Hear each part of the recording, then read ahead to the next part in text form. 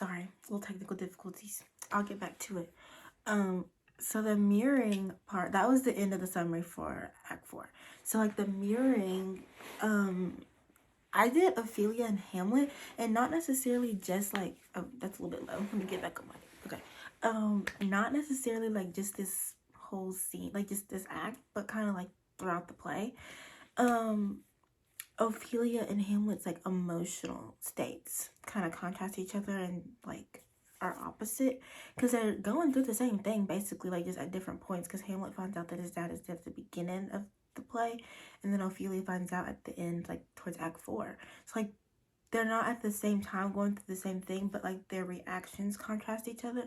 So throughout the whole play there's like this theme of like madness and insanity, and the question is like, is Hamlet really insane? Because Ophelia is like she killed herself after her dad's death, and people like Hamlet didn't kill himself, like, which could go into modern times, you know. Mental health is like a way different thing than it is now.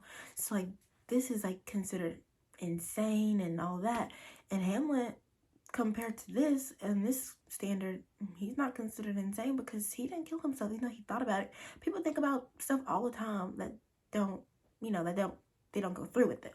So like Ophelia went through with her suicide. And like, so since the beginning of the play, he's expressed his desire of death following his dad's passing, but he never went through with it.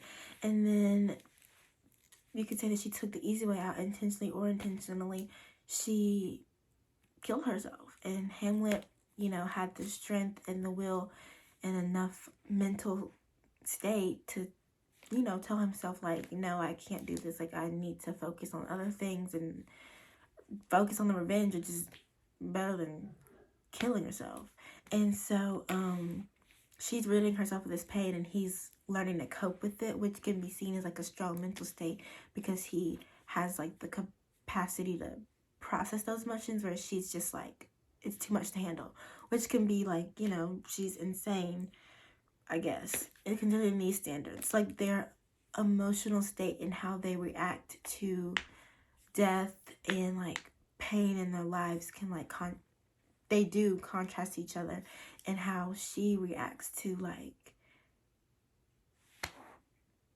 Cameron.